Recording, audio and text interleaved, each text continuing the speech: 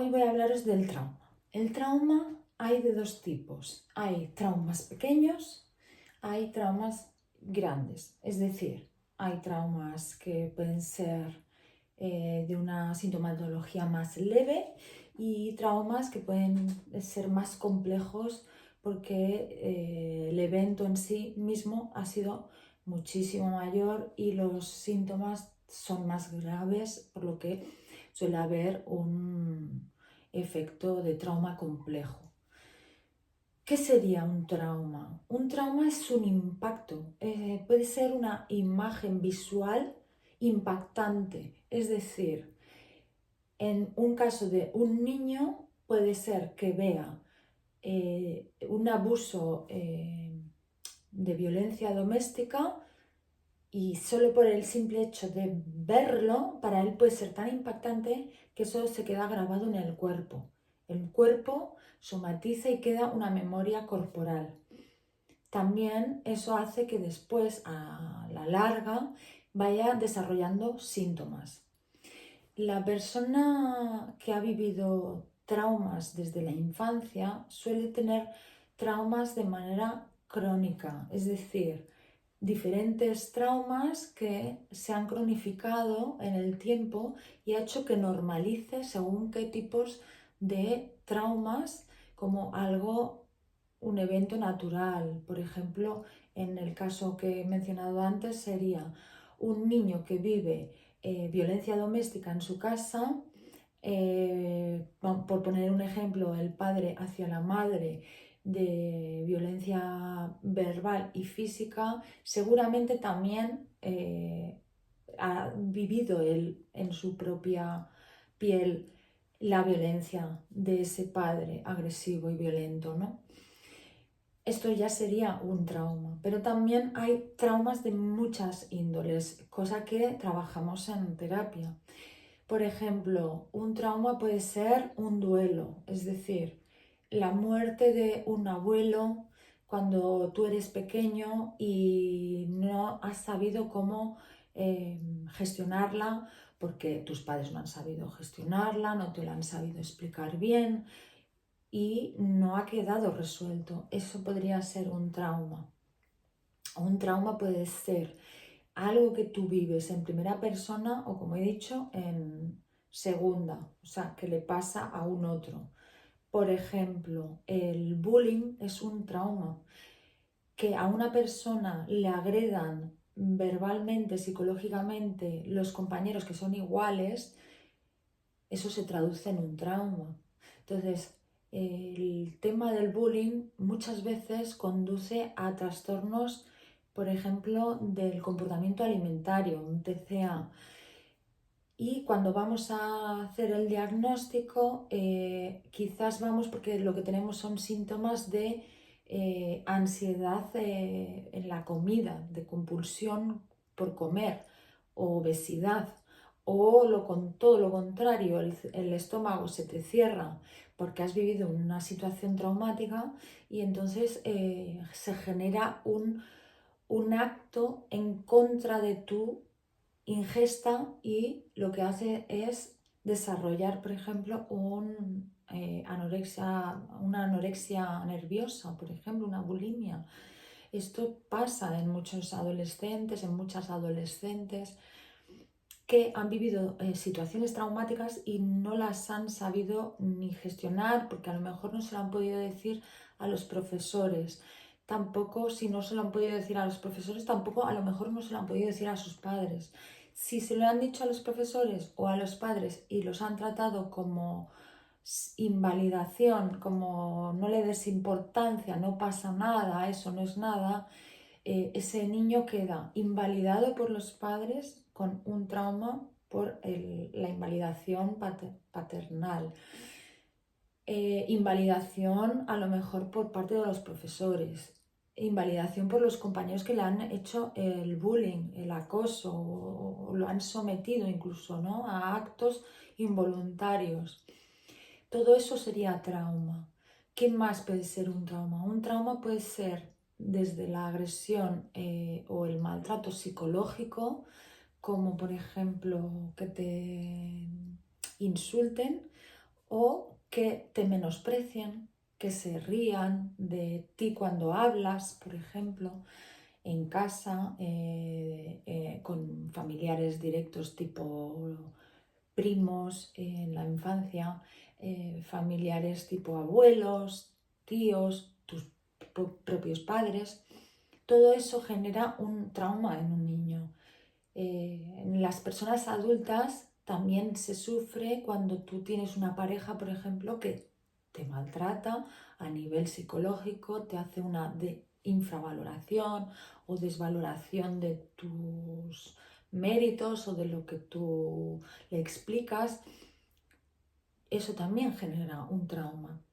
La diferencia es que, claro, cuando el trauma se ha vivido, se ha sufrido en la infancia, el origen es tan lejano que ya lleva muchos años con sintomatología.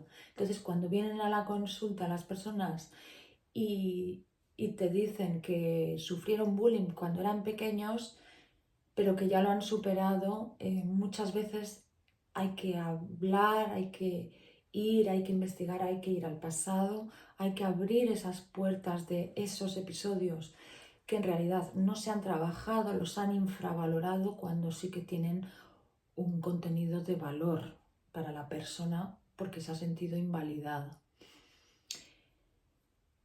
Otros elementos o contenidos que pueden ser traumáticos, pues pueden ser, por ejemplo, también a nivel laboral, el acoso laboral, una mala gestión de un jefe que maltrate, que te insulte, que te falte el respeto, que por tu género, por ser mujer, por ser hombre, por ser más lento de trabajar. Bueno, muchas veces las personas se sienten mal ellas mismas y lo proyectan en un otro. Entonces hay muchos casos donde me encuentro en la consulta que me vienen con ansiedad laboral, pero en realidad lo que hay es un trauma porque ha habido elementos de maltrato hacia esa persona. Maltrato sería trauma, maltrato psicológico. El maltrato físico suele venir siempre después del psicológico, es decir, una persona te puede maltratar a nivel solo psicológico, que ya es un maltrato importante, pero si hay maltrato físico, siempre ha habido anteriormente un maltrato psicológico, es decir, no solo te han pegado o te han empujado o te han hecho cosas peores como un abuso de tipo violación o tocamientos, sino que anteriormente a eso es lo más probable, lo más normal es que siempre ha habido un maltrato psicológico. Entonces hay que hacer una buena investigación.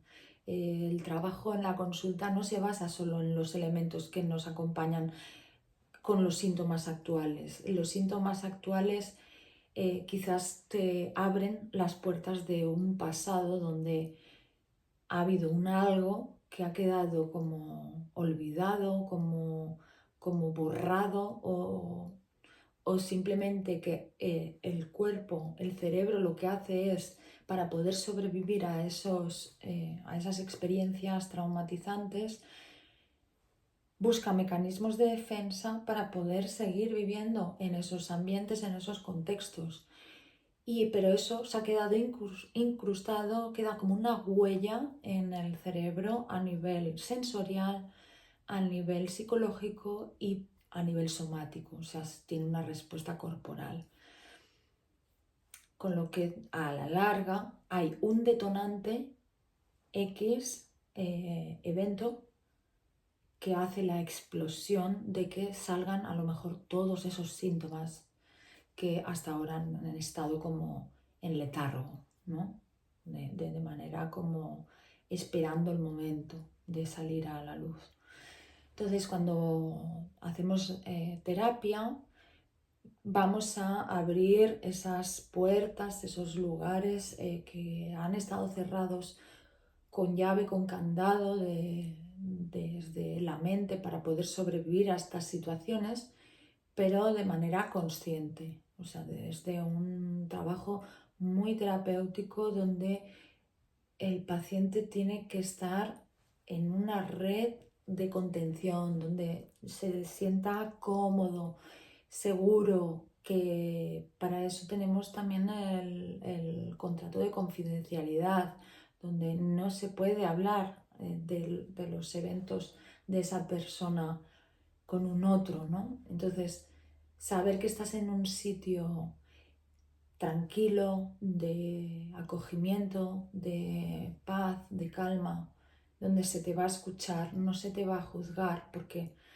muchos de esos traumas lo que suelen desencadenar son trastornos de la personalidad que desencadenan muchos sentimientos de culpa, de ira, de vergüenza. Entonces, todos esos sentimientos tienen que estar bien trabajados en la consulta para que la persona se sienta en el lugar adecuado y donde pueda abrirse en canal y poder explicar esas cosas que no le ha explicado antes a nadie, por ejemplo, un abuso sexual o una violación o un bullying donde ha sido maltratado por otros compañeros que eran sus iguales.